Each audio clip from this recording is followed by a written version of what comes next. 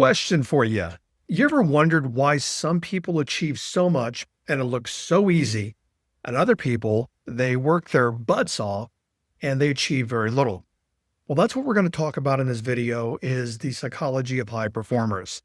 So, the psychology of high performers, first, let's look at the definition of psychology. The definition of psychology is the science of mind and behavior.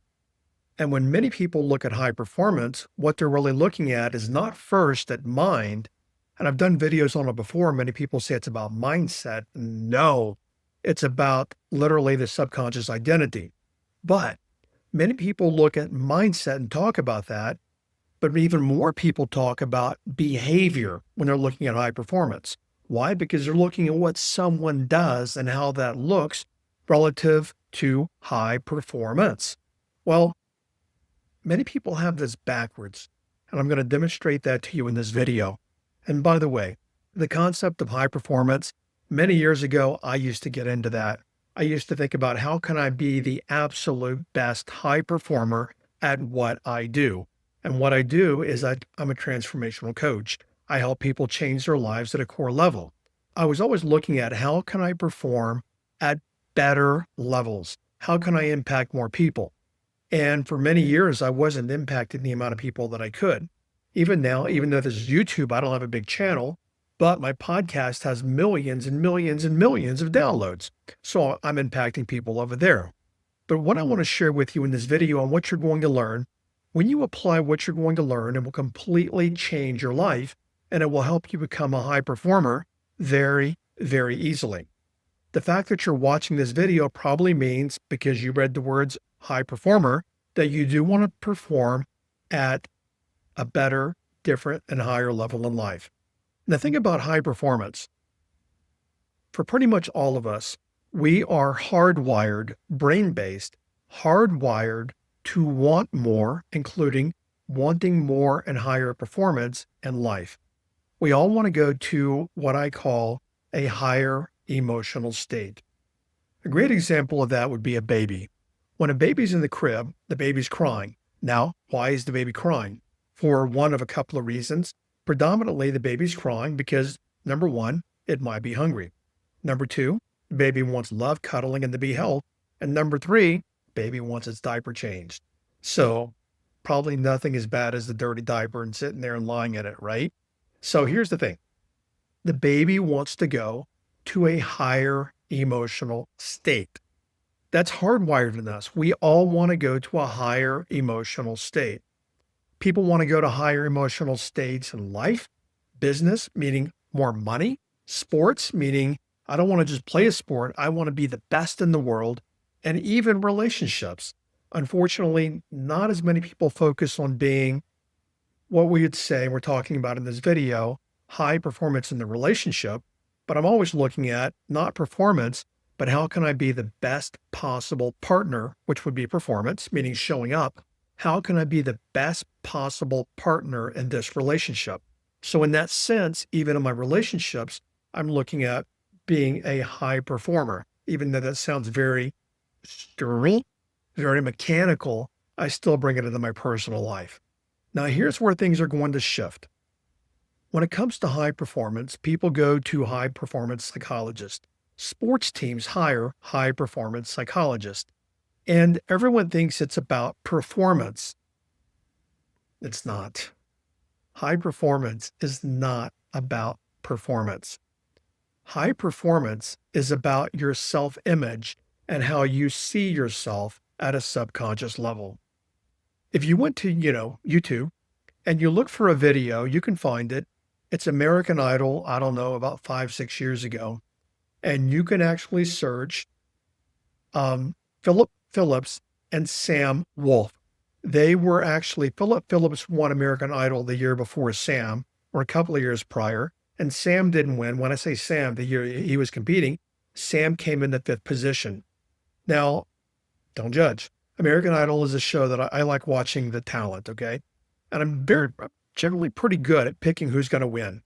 And when I saw Sam Wolf audition, I said to myself, that guy has the vocal ability and the skill to win American Idol. 5 minutes later, after I said that, even the judges, Keith Urban is like, that guy can win it. Now, he didn't win. He had the looks, he had the likability, he had the personality, he had the musical skill, but why didn't he win? He came in fifth. Here's why he didn't win. Is if you watch this video that I'm talking about, Philip Phillips, if you watch it, it'll explain everything about this video right here. You watch Sam and his performance. He's very rigid, very tight. He's not very animated, and he's very modulated.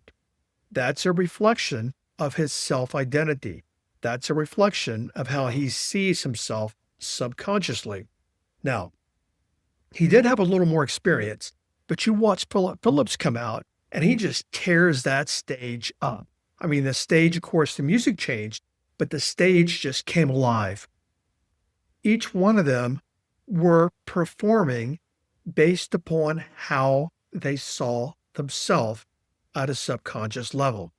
And talking about high performance, Philip is a higher performer than Sam. It wasn't about their musical ability because they're both, no question about it, very gifted vocally. It's about the subconscious identity that drives their performance. Here's something that you may want to write down. So speaking of high performance, I want to take you back to 1992 where I learned this concept. I was at a motivational speakers event and I heard this motivational speaker named Les Brown. He's still famous today. And Les was on stage and he said something that I'm going to actually spin it and change a little bit for you. But Les said, you can never operate outside of the context you have of yourself. Meaning you can never operate outside of the frame you have about yourself, meaning the way you think about yourself. So what that really means is whatever frame and however you think about yourself, you're never going to operate outside of that.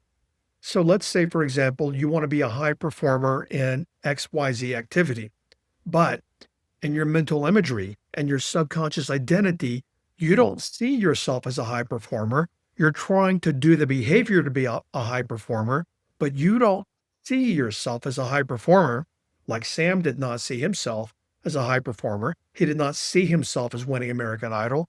Therefore, he didn't. You cannot operate outside of the context that you have for yourself. And the way that I say it, I flip that, is you can never outperform your self-identity. Write that down. And if you're driving, don't write it down, but think about that. You can never outperform the subconscious identity you have for yourself. So you can read books, you can have coaches, you can watch tons of YouTube videos. You ever wondered why you might watch a lot of videos about personal change, but things don't change for you? Why? Because at a subconscious level, you're not the kind of person who can change in the way that you want to change. Or you might watch a lot of videos about making a lot of money and being a high performer in business, and sales in particular. But you know what? It sounds good. It looks good. You want to be that, but you never achieve it. Why? Because at the subconscious identity level, you are not a high performer. So because you're not a high performer at the subconscious identity level, there's no way you can do it in your behavior. So remember this, you will never outperform your subconscious identity. Basically, you'll never outperform how you see yourself. So if you want to perform at higher levels, you've got to shift your subconscious identity. You've got to shift how you see yourself in terms of your self-image. You've got to shift how you see yourself at a subconscious level. So it's not about performance, which is what everyone talks about. It's about identity. And your identity is the way that I'm going to put it very simply, your subconscious identity is the way that you be, meaning how are you being? And you can be all kinds of ways. You can be happy, you can be sad, you can be angry, you can be driven, you can be determined, you can be resilient, you can be all kinds of ways. And that all comes from your subconscious identity. So if you want to have more, which is the reason people want to become higher performers, they study high performance psychology because they want to have more. If you want to have more, you must first be more, because however you're being always affect what you do. If you're being fearful in sales, that's going to affect what you do. And you may want to be a high performer in terms of making more money, but in terms of the way you feel about yourself, you're being timid. You're being someone, you're afraid to bother people, so to speak. You're afraid of sales. You're afraid of being told no. How are you You are being fearful. Then when you're being fearful, that's going to actually spill into your behavior, which is going to affect the outcomes that you get. Therefore, because you're being fearful, you're not being courageous, you're not showing up in business the way you need to show up. Therefore, you're not having the kind of high performance that you want. Remember, it's not about high performance. It's not about having, it's about being. And you have to be before you can do, before you can have. If you like this video, hit the like button as well, subscribe to my channel. And if you want more free content like this, go to my app, which is free, jimfortin.com/app. jimfortin.com/app. You'll find a great deal more content you'll be able to download that will help you be and become more in life. Thanks for watching, and I'll catch you over on another video. Bye-bye.